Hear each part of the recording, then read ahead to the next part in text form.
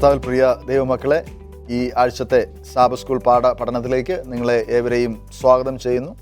നാം ഈ ക്വാർട്ടറിൽ പഠിച്ചുകൊണ്ടിരിക്കുന്നത് ദൈവവുമായുള്ള ബന്ധത്തിൽ വളരുക എന്നുള്ളതായ പാഠഭാഗമാണ്. നമുക്ക് ഇന്ന് പഠിക്കാനുള്ളത് വിശ്വാസം ഉണ്ടായിരിക്കുക എന്നുള്ള 8ാമത്തെ പാഠമാണ്. ഈ പാഠം ചർച്ച ചെയ്യുന്നതിന് 2 പാസ്റ്റർമാർ നമുക്ക് സ്റ്റുഡിയോയിലുണ്ട്. നമുക്ക് അവരെ പരിചയപ്പെടാം. അതോടൊപ്പം തന്നെ നിങ്ങളെ ഏവരെയും ഈ പഠനത്തിലേക്ക് സ്വാഗതം ചെയ്യുകയാണ്. ആവോളം നിങ്ങൾ ഈ പഠനങ്ങൾ മറ്റുള്ളവരുമായി പങ്കുവയ്ക്കുവാൻ ശ്രമിക്കുക. ദൈവം നിങ്ങളെ അനുഗ്രഹിക്കുമാറാകട്ടെ. പാസ്റ്റർ രാജു ഇന്ന് ഞങ്ങളോടൊപ്പം ഉള്ളതിൽ അതിയായ സന്തോഷമുണ്ട്. ഈ പഠന ചർച്ചയിലേക്ക് സ്വാഗതം ചെയ്യും.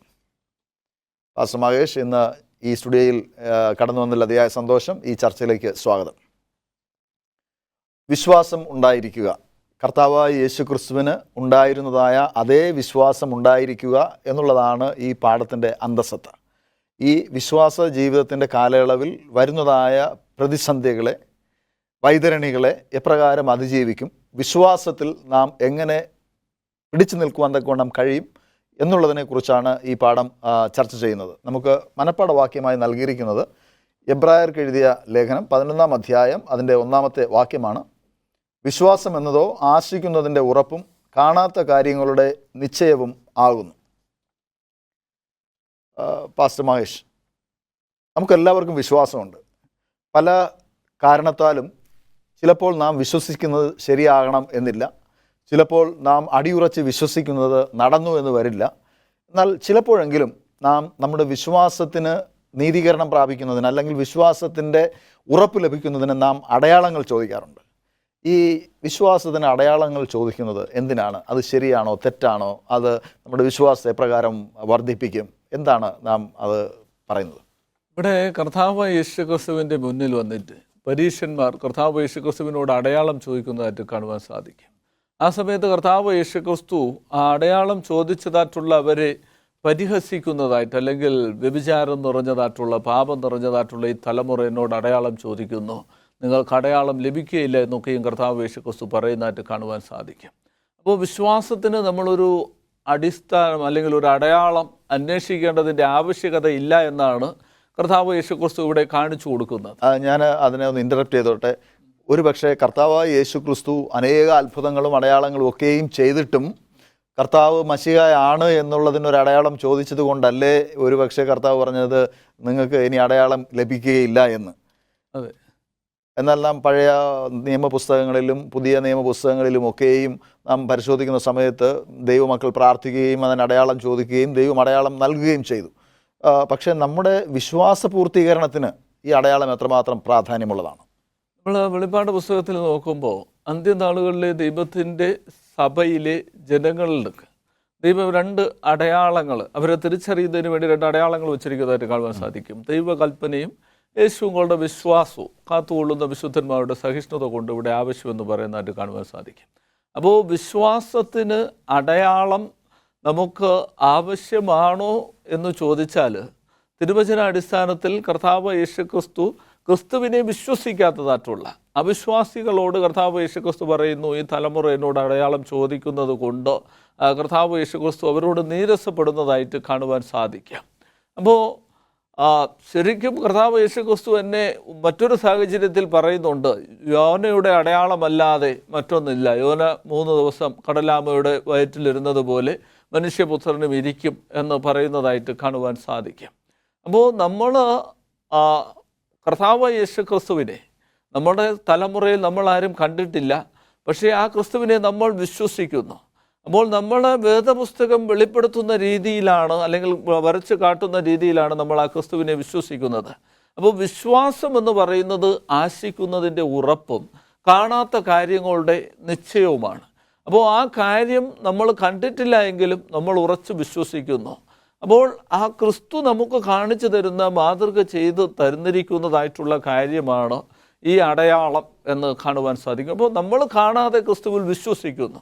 അപ്പോൾ അതിന് നമ്മൾ ഇനി യെഹെസ്കേൽ പ്രവചനത്തിലേക്ക് കടന്നു വരുമ്പോൾ ദൈവത്തിൻ്റെ ജനത്തിനെയും ദൈവത്തെയും തിരിച്ചറിയുന്നതിന് വേണ്ടി അവിടെ ദൈവം ശബത് അടയാളമാക്കി വച്ചിരിക്കുന്നതായിട്ടും നമുക്ക് കാണുവാൻ സാധിക്കും. നമ്മുടെ വിശുദ്ധീകരിക്കുന്ന ദൈവം എന്ന് തിരിച്ചറിയുന്നതിന് വേണ്ടി നമ്മുടെ ജീവിതത്തിൽ നമ്മൾ ക്രിസ്തുവിനെ വിശ്വസിക്കുക എന്നുള്ളതാണ് ഏറ്റവും പരമപ്രധാനമായിരിക്കുന്ന കാര്യം.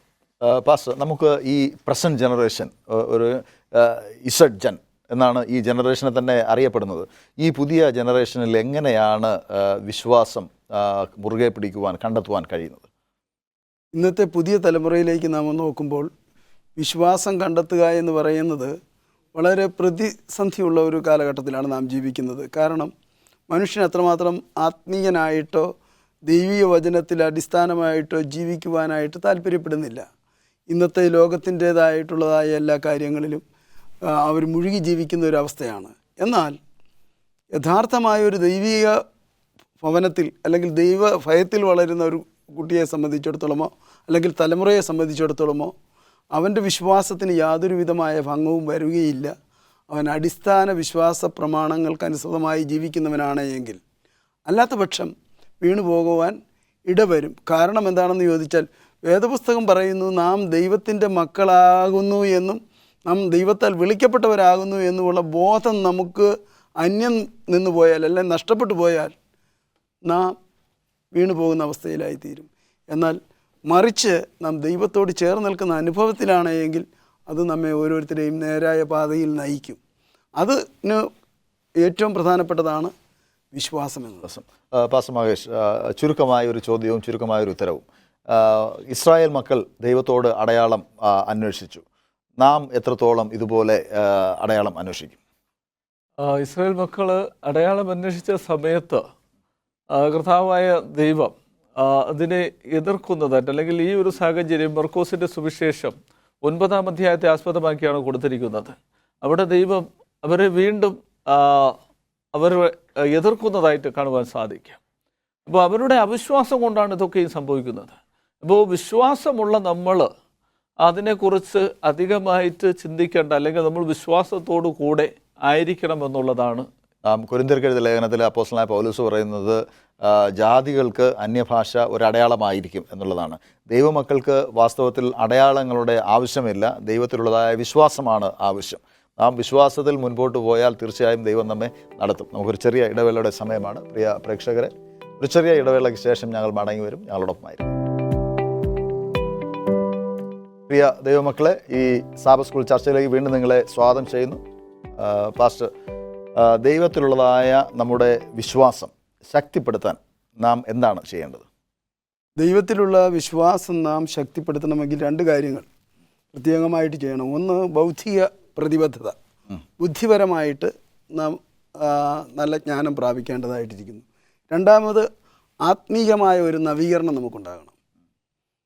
ഇവ രണ്ടും നമുക്കുണ്ടെങ്കിൽ, കാരണം ആത്മീയമായ നവീകരണം എന്ന് പറഞ്ഞാൽ നാം ആത്മീയരായിരിക്കുമ്പോൾ തന്നെ ആ ആത്മീയ ജീവിതത്തിൽ എത്രമാത്രം ദൈവത്തോട് അടുത്ത് നിൽക്കുവാൻ കഴിയുമെന്നുള്ളതായ ഒരു ചിന്ത നമുക്ക് ഉണ്ടാകണം. ബുദ്ധിപരമായിട്ടെന്ന് പറയുന്നത് ബൗദ്ധികമായിട്ട് നാം ചിന്തിക്കുമ്പോൾ ഇന്ന് ഈ ലോകത്തിലെ സംഭവവികാസങ്ങളെയൊക്കെ ആയിട്ട് തുലനം ചെയ്ത് നോക്കും ആത്മീയരായിരിക്കുന്നവർ. അപ്പോൾ അവർ, അല്ലെങ്കിൽ ഇന്നത്തെ സാങ്കേതിക വിദ്യ അതുപോലെയുള്ളതായ കാര്യങ്ങളൊക്കെ വരുമ്പോഴത്തേന് വേദപുസ്തകത്തിന് യാതൊരു വിലയില്ല എന്ന് പറയും. അല്ലെങ്കിൽ അതിലടങ്ങിയിരിക്കുന്നത്, ഒരാൾ എന്നോട് സംസാരിച്ചപ്പോഴത്തേന് പറയുകയാണ്, ഇത് പണ്ട് യഹൂദൻ എഴുതി വെച്ചേക്കുന്ന കുറേ കാര്യങ്ങൾ നിങ്ങൾ പറയുകയാണ്, ഇതിൽ കൂടെ രക്ഷയെന്ന് പറഞ്ഞുകൊണ്ട് നടന്നാൽ എന്ത് ഇരിക്കുന്നത്, എനിക്കത് മനസ്സിലാകുന്നില്ല എന്ന് പറഞ്ഞു. അപ്പം ഞാൻ പറഞ്ഞു, നിങ്ങൾക്കൊരിക്കലും മനസ്സിലാകില്ല. കാരണം എന്താണെന്ന് ചോദിച്ചാൽ, നിങ്ങൾ ഇന്ന് ഈ ലോകത്തിന് അനുരൂപനായിട്ട് ജീവിച്ചുകൊണ്ടാണ് ഇത് പറയുന്നതെന്ന് പറഞ്ഞു. എന്ന് പറഞ്ഞവൻ, നമ്മൾ ഓരോരുത്തരും മനസ്സിലാക്കേണ്ടത് ദൈവവുമായിട്ടുള്ള നമ്മുടെ വിശ്വാസത്തെ ശക്തിപ്പെടുത്തണമെങ്കിൽ നമ്മൾ ലോകത്തിന് അനുരൂപരായിട്ടല്ല, മറിച്ച് ലൗകികമാകുന്ന ചിന്തയിൽ നിന്ന് നാം വിഭിന്നരായി ദൈവത്തോട് ചേർന്ന് നിൽക്കണം. അതുകൊണ്ടാണ് ചില ആളുകൾ പറയും, എനിക്കിത് കണ്ടിട്ടേ മനസ്സിലാക്കാൻ പറ്റുള്ളൂ എന്ന് പറഞ്ഞു. വേദപുസ്തകം അതുകൊണ്ടാണ് രേഖപ്പെടുത്തിയിരിക്കുന്നത്. തോമസ് കർത്താവിനെ കണ്ടപ്പോഴത്തേന് പറഞ്ഞു, എനിക്ക് ഈ വിലാപ്പുറത്ത് കുത്തി ആ മുറിവ് കണ്ടാൽ മാത്രമേ ഞാൻ വിശ്വസിക്കുള്ളൂ. അതുകൊണ്ട് കർത്താവിനെ പറഞ്ഞെന്നറിയാവോ? കാണാതെ വിശ്വസിക്കുന്നത് ഭാഗ്യവാൻ. പാസ്റ്റർ മഹേഷ്, ദൈവത്തിൻ്റെ വചനം എന്ന് പറയുന്നത് നാം വിശ്വസിക്കേണ്ടതായ ഒരു കാര്യമാണ്. എന്നാൽ ചിലർ യുക്തിസഹമായ ന്യായവാദത്തിലും മറ്റു ഈ പറഞ്ഞതുപോലെ തോമസ് പറഞ്ഞതുപോലെ കണ്ടും വിശ്വസിക്കുവാൻ തക്കവണ്ണം ആഗ്രഹിക്കുന്നവരാണ്. എന്നാൽ ഈ വിശ്വാസത്തിനും യുക്തിസഹമായ ന്യായവാദത്തിനും ഉള്ളതായ വ്യത്യാസം എന്താണ്? നമ്മൾ നോക്കുമ്പോൾ കർത്താവ് യേശുക്രിസ്തു തന്നെ പറയുന്നതായിട്ടുള്ളൊരു കാര്യമുണ്ട്. മനുഷ്യപുത്രൻ വരുമ്പോൾ ഭൂമിയിൽ വിശ്വാസം കണ്ടെത്തുമോ എന്ന് കർത്താവ് യേശുക്രിസ്തു ചോദിക്കുന്നു. ഇവിടെ നമ്മൾ നോക്കുമ്പോൾ കർത്താവ് യേശുക്രിസ്തു ഈ ഭൂമിയിലായിരുന്ന സമയത്ത് ഒരിക്കൽ ശിഷ്യന്മാരുടെ അടുക്കലേക്ക് ഊമനായ ഒരു ഭൂതം ബാധിച്ചതായിട്ടുള്ള വ്യക്തിയെ കർത്താവ് യേശു ക്രിസ്തുവിൻ്റെ ക്രിസ്തുവിൻ്റെ അടുക്കലല്ല, ക്രിസ്തുവിൻ്റെ ശിഷ്യന്മാരുടെ അടുക്കൽ കൊണ്ടുവരുന്നു. എന്നാൽ അവർക്ക് ആ വ്യക്തിയെ സൗഖ്യപ്പെടുത്തുവാൻ സാധിക്കുന്നില്ല. അതിനുശേഷം ജനം കൂടി വരുന്നു, പരീശന്മാരൊക്കെയും മറ്റു രീതിയിലൊക്കെ സംസാരിച്ചു തുടങ്ങുന്നു. അതിനുശേഷം ഈ വ്യക്തിയെ ക്രിസ്തുവിൻ്റെ അടുക്കലേക്ക് കൊണ്ടുവരുന്നു. അങ്ങനെ ക്രിസ്തുവിൻ്റെ അടുക്കൽ കൊണ്ടുവന്നിട്ട് പറയുകയാണ്, ശിഷ്യന്മാരുടെ അടുത്ത് കൊണ്ടുപോയപ്പോൾ സൗഖ്യം കൊടുക്കാൻ പറ്റിയില്ല, പക്ഷേ അതിന് ശേഷമാണ് ഇവിടെ കൊണ്ടുവന്നത്. അപ്പോൾ കർത്താവ് യേശു ക്രിസ്തു അവരെ ശാസിച്ചതിന് ശേഷം ആ വ്യക്തിക്ക് സൗഖ്യം കൊടുക്കുന്നു. ഇതിന് ശേഷം ശിഷ്യന്മാർ ചോദിക്കുകയാണ്, എന്തുകൊണ്ടാണ് നമുക്കിത് പറ്റാത്തതെന്ന്. അപ്പോൾ കർത്താവ് യേശു ക്രിസ്തു പറയുകയാണ്, നിങ്ങളുടെ അവിശ്വാസം കൊണ്ടാണ് ഇത് സംഭവിക്കുന്നത് എന്ന്. ഇന്നും ലോകത്തിൽ സംഭവിക്കുന്നതായിട്ടുള്ള കാര്യം ഇത് തന്നെയാണ്. അവിശ്വാസം കാരണം പലരും ചെയ്യുന്നതായിട്ടുള്ള പലവിധമായിട്ടുള്ള പ്രക്രിയയിൽ മുഴുവൻ സമൂഹവും, ക്രിസ്ത്യൻ സമൂഹവും അതിന് വില കൊടുക്കേണ്ടി വരുന്നതായിട്ടുള്ള ഒരു സാഹചര്യം. സ്വാർത്ഥ താല്പര്യങ്ങൾക്ക് വേണ്ടി, ധനപരമായിട്ടുള്ള കാര്യങ്ങൾക്ക് വേണ്ടി പലരും ദൈവവചനത്തെ വളച്ചൊടിക്കുകയും അവിശ്വാസപരമായിട്ട് അവരിടപെടുന്നതിൻ്റെ ഫലമായിട്ടുണ്ടാകുന്ന തിക്ത അനുഭവങ്ങളാണ് പലപ്പോഴും നമ്മളും നേരിടേണ്ടതായിട്ട് വരുന്നത്. പക്ഷേ ഇന്ന് നമ്മൾ ഈ ലോകത്തേക്ക് നോക്കുമ്പോൾ നമുക്ക് കാണുവാൻ സാധിക്കും, ദൈവത്തിൽ വിശ്വാസം കുറഞ്ഞു വരുന്ന ഒരു വലിയ തലമുറ, പുതിയ തലമുറ വളർന്നു വരുന്നതായിട്ട് കാണുവാൻ സാധിക്കും. ദൈവത്തിൻ്റെ വചനം തന്നെ പറയുന്നു, അവർ പരിഹാസത്തോടെ ദൈവത്തിൻ്റെ വരവ് വൈകുന്നത് എന്ത്, അങ്ങനെയുള്ള കാര്യങ്ങളൊക്കെ ചോദിച്ച് ദൈവത്തിൽ വിശ്വാസമില്ലാതെ കടന്നു വരുന്നതായിട്ട് കാണുവാൻ സാധിക്കും. അപ്പോൾ അവരിങ്ങനെ തന്നെ ചോദ്യം ചോദിച്ചുകൊണ്ടേയിരിക്കും. വിശ്വാസമില്ലാതെ അവിശ്വാസമുള്ള രീതിയിൽ ഇങ്ങനെ ചോദിച്ചുകൊണ്ടേയിരിക്കും. അതൊരു അടയാളമായിട്ട് കർത്താവ് യേശു ക്രിസ്തുവിൻ്റെ വരവിന് അടയാളമായിട്ട് പറഞ്ഞിരിക്കുന്നതായിട്ടും കാണുവാൻ സാധിക്കും. എന്നാൽ നമ്മൾ വിശ്വാസത്തോടു കൂടി ജീവിക്കേണ്ടതിൻ്റെ, ആ ക്രിസ്തുവിൻ്റെ വരവിൻ്റെ സമയത്ത് തീഷ്ണതയുള്ള വിശ്വാസമുള്ള ഒരു കൂട്ടരായിട്ട് നമ്മളായിരിക്കേണ്ടത് ഏറ്റവും അത്യന്താപേക്ഷിതമാണ്. പാസ്റ്റർ, എഫേസ്യർ 2:8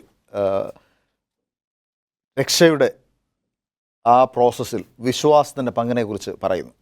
ഈ വിശ്വാസവും രക്ഷയും തമ്മിൽ എങ്ങനെയാണ് ബന്ധപ്പെട്ടിരിക്കുന്നത്? രക്ഷയും വിശ്വാസവും തമ്മിൽ അഭേദ്യമായിട്ടൊരു ബന്ധമുണ്ട്. കാരണം വിശ്വാസമില്ലാതെ നമുക്ക് രക്ഷാപ്രാപ്തി നേടുവാൻ കഴിയുകയില്ല.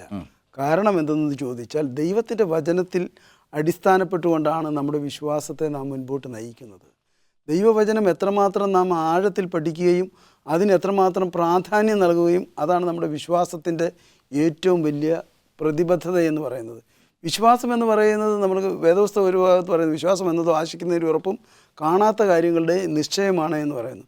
അപ്പോൾ നമുക്ക് വിശ്വാസമുണ്ട് എന്ന് പറഞ്ഞിട്ട് നമുക്കതിനെ പൂർണ്ണമായിട്ട് നമ്മളെ ഉൾക്കൊള്ളുവാൻ കഴിഞ്ഞില്ല എങ്കിൽ നമ്മുടെ വിശ്വാസം ചത്തതാകുന്നു എന്നാണ് പറഞ്ഞത്. അഥവാ നമുക്ക് പൂർണ്ണമായിട്ട് നമ്മുടെ വിശ്വാസത്തെ നമുക്ക് ഉയർത്തി കാണിക്കുവാൻ കഴിഞ്ഞില്ലെങ്കിൽ അത് നിർജീവമായിട്ടുള്ളതായ ഒരു പ്രവൃത്തി മാത്രമായിരിക്കും. ആയതുകൊണ്ട് നാം ഓർത്തിരിക്കേണ്ടത് എപ്പോഴും വിശ്വാസത്തിൽ നാം പ്രതിബദ്ധത ഉള്ളവരായിരിക്കണം. ആ വിശ്വാസം നാം എപ്പോഴും ഉയർത്തി കാണിക്കുന്നവരായിരിക്കണം. പാസ്റ്റർ, വിശ്വാസത്തിന് തടസ്സമായി നിൽക്കുന്നതായ നമ്മുടെ ചില വികാരങ്ങൾ, നമ്മുടെ ചില ചിന്തകൾ, ഇതിനെ എങ്ങനെയാണ് നമ്മൾ മറികടക്കുന്നത്? വിശ്വാസം എന്ന് പറയുമ്പോൾ ഇവിടെ എഫെസ്യർ 2:8 പറയുന്നു, കൃപയാലല്ലോ നിങ്ങൾ വിശ്വാസം മൂലം രക്ഷിക്കപ്പെടുന്നത്. അപ്പോൾ നമ്മൾ വിശ്വസിക്കേണ്ടതായിട്ടുള്ള കാര്യം എന്ന് ചോദിച്ചാൽ, നമ്മൾ കൃപയാലാണ് രക്ഷിക്കപ്പെടുന്നത് എന്ന് നമ്മൾ ആദ്യം വിശ്വസിക്കണം. എന്താണ് കൃപ എന്ന് ചോദിച്ചാൽ, അപ്പോസ്തല പ്രവൃത്തികൾ 16:31 പറയുന്നു, കർത്താവ് യേശു ക്രിസ്തുവിൽ വിശ്വസിച്ചാൽ ഞാനും അല്ലെങ്കിൽ നീയും നിൻ്റെ കുടുംബവും രക്ഷ പ്രാപിക്കും എന്നവിടെ പറയുന്നു. അതുപോലെ തന്നെ ആകാശത്തിന് കീഴിൽ രക്ഷിക്കപ്പെടുവാനുള്ള ഒരേ ഒരു നാമമേ ഉള്ളൂ, അത് കർത്താവ് യേശു ക്രിസ്തുവിൻ്റെ നാമമാണ്. അപ്പോൾ നമ്മൾ ആ ക്രിസ്തുവിൽ അടി ഉറച്ച് വിശ്വസിക്കണം. അങ്ങനെ വിശ്വസിക്കുന്നവർക്ക് മാത്രമേ രക്ഷയുള്ളൂ എന്നാണ് തിരുവചനം പറയുന്നത്. കർത്താവ് യേശു ക്രിസ്തു എല്ലാവർക്കും വേണ്ടി മരിച്ചു, പക്ഷേ ആ ക്രിസ്തു നമുക്ക് വേണ്ടി, എനിക്ക് വേണ്ടിയാണ് മരിച്ചത് എന്ന് നമ്മൾ വിശ്വസിക്കുന്നവർക്ക് മാത്രമേ ആ രക്ഷയുള്ളൂ എന്ന് കാണുവാൻ സാധിക്കും. അപ്പോൾ ഇതിനെ അതിജീവിക്കുവാൻ സാധിക്കുന്നതായിട്ടുള്ള കാര്യം എന്ന് പറയുന്നത് നമ്മൾ അടിയുറച്ച് വിശ്വസിക്കുക. എൻ്റെ പാപത്തിന് വേണ്ടി, എൻ്റെ പാപക്ഷമയ്ക്ക് വേണ്ടി, എൻ്റെ പാപമോചനത്തിന് വേണ്ടി, എന്നെ വീണ്ടെടുക്കുന്നതിന് വേണ്ടിയാണ് കർത്താവ് യേശു ക്രിസ്തു മരിച്ചത് എന്ന് ഞാൻ അടിയുറച്ച് വിശ്വസിച്ചാൽ നമുക്കിതിനെ അതിജീവിക്കുവാൻ സാധിക്കും. ഇല്ല എങ്കിൽ നമ്മൾ മറ്റുള്ളവരെ പോലെ നശിച്ചു പോകും എന്ന് കാണുവാൻ സാധിക്കും. രക്ഷയ്ക്കായി വിളിച്ച് വേർതിരിക്കപ്പെട്ടവർക്ക് അവർക്ക് ഒരു മിതത്വവും ഒരു സെൽഫ് ഡിഫൻസും ഒക്കെ അനിവാര്യമാണ്. നമ്മുടെ ചിന്തയിൽ വരുന്നതായ എല്ലാ കാര്യങ്ങളും പ്രവർത്തിക്കണമെന്നും നാം കാണുന്നതായ എല്ലാ കാര്യങ്ങളും നമുക്ക് വേണം എന്നുമുള്ളതായ ആ ഒരു പ്രവണതയൊക്കെ നാം വെടിഞ്ഞ് ദൈവത്തിൽ വിശ്വസിക്കുകയും ദൈവം നമ്മെ കരുതിക്കൊള്ളും എന്ന ചിന്ത നമുക്ക് ഏറ്റവും അനിവാര്യമാണ്.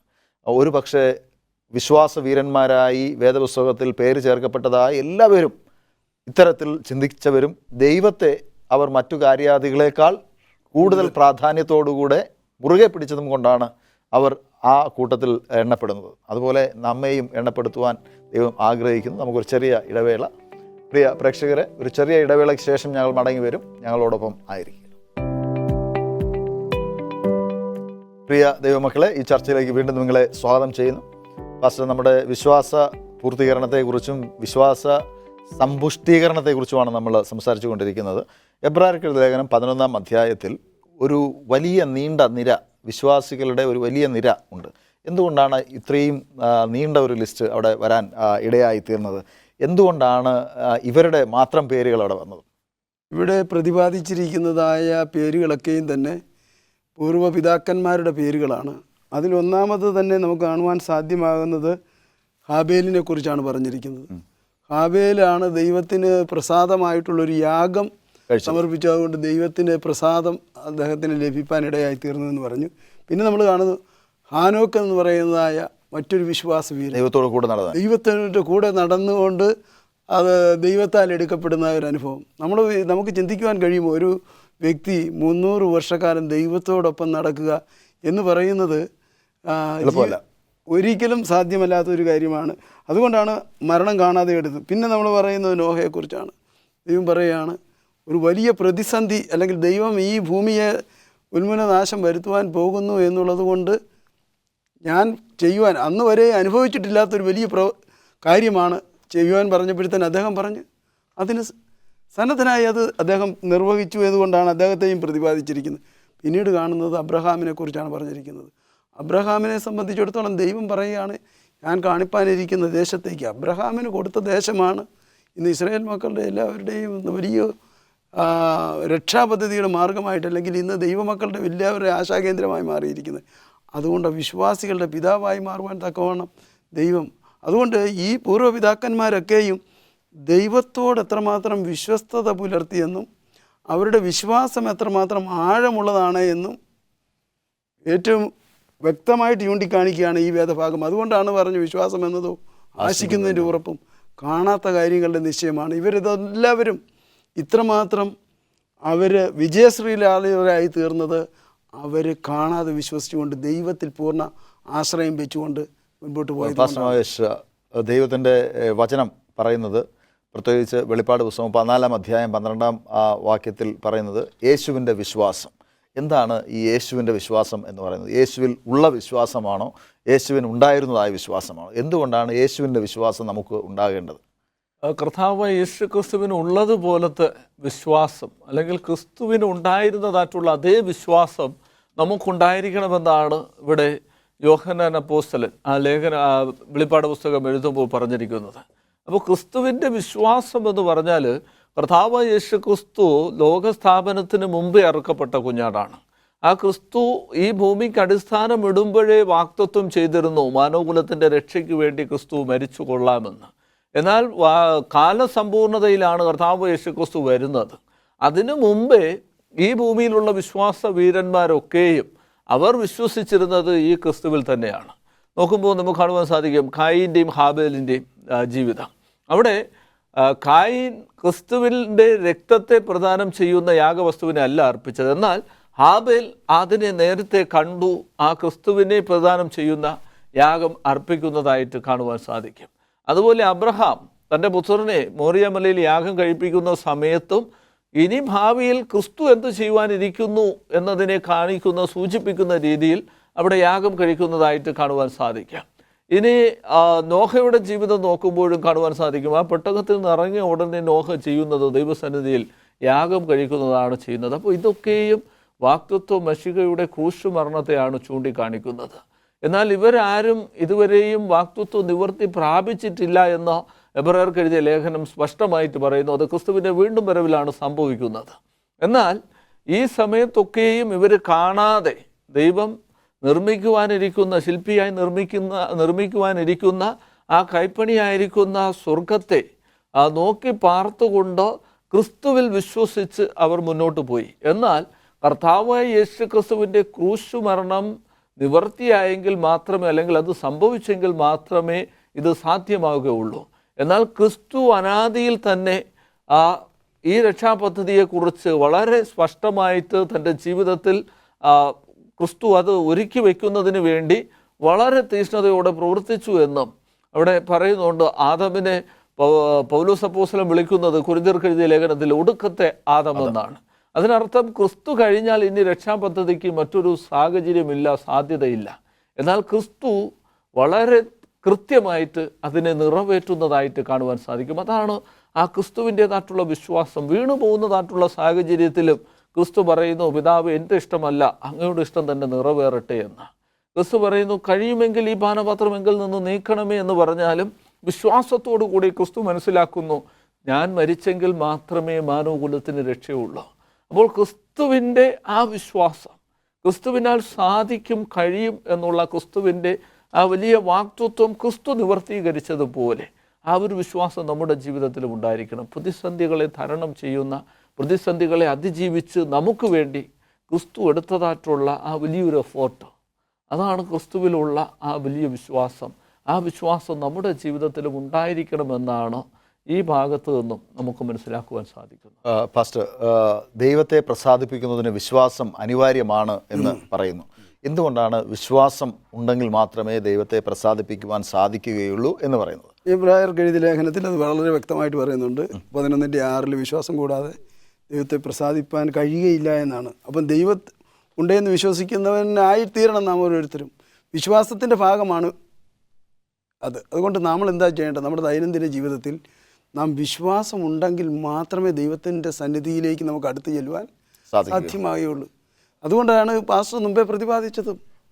കർത്താവിൻ്റെ മാതൃക അതാണ് നമ്മുടെ ഓരോരുത്തരുടെയും. യേശുവിലുള്ള വിശ്വാസം എന്ന് പറയുന്നതാണ്. യേശു എന്ത് മാതൃക കാണിച്ചു തന്നോ ആ മാതൃകയിൽ നാം ജീവിക്കണം. അപ്പോൾ മാത്രമേ നമുക്ക് യഥാർത്ഥമായ ദൈവത്തെ പ്രസാദിപ്പിക്കാൻ സാധിക്കുകയുള്ളൂ. ഈ പാഠപഠനം നമ്മുടെ പ്രേക്ഷകർക്ക് അനുഗ്രഹമായി തീർന്നു എന്ന് ഞാൻ പ്രതീക്ഷിക്കുകയാണ്. ഈ ചർച്ചയിൽ പങ്കെടുത്തതായ പാസ്റ്റർ രാജുവിനെ ദൈവനാമത്തിൽ നന്ദി പറയുന്നു. Pastor Mahesh, thank you. നമുക്ക് പാസ്റ്റർ രാജുവുമായിട്ട് ചുരുക്കമായി പ്രാർത്ഥിക്കാം. നല്ലവനും പരിശുദ്ധനുമാകുന്ന ഞങ്ങളുടെ വാഴ്ത്തപ്പെട്ട സ്വർഗീയ പിതാവേ, ഞങ്ങളുടെ ജീവിതത്തിൽ വിശ്വാസത്തിൻ്റെ പ്രാധാന്യം എന്താണ് എന്നും അത് എത്രമാത്രം മുറുകെ പിടിക്കണമെന്നും അങ്ങ് ഞങ്ങളെ പഠിപ്പിച്ചതിനായി നന്ദിയോടെ സ്തോത്രം. ഞങ്ങളുടെ കേൾവിക്കാരെ അങ്ങ് അനുഗ്രഹിച്ചിരിക്കാൻ നന്ദിയോടെ സ്തോത്രം. പ്രാർത്ഥന കേട്ടിരിക്കാൻ സ്തുതിക്കുന്നു. സകല യേശുവിൻ നാമത്തിൽ തന്നെ ആമേൻ. കർത്താവിൽ പ്രിയ ദൈവമക്കളെ, വിശ്വാസം എന്നത് നാം വേദപുസ്തകത്തിലൂടെ മനസ്സിലാക്കുന്നത് പോലെ വളരെ ലളിതമായ ഒരു കാര്യമല്ല. എന്നാൽ അത് നമ്മുടെ രക്ഷയ്ക്ക് ഏറ്റവും അനിവാര്യമായ കാര്യമാണ്. വിശ്വാസമുള്ളവരായി ക്രിസ്തുവിനെ പ്രീതിപ്പെടുത്തുവാൻ ദൈവം നമ്മെ സഹായിക്കുമാറാകട്ടെ. God bless you.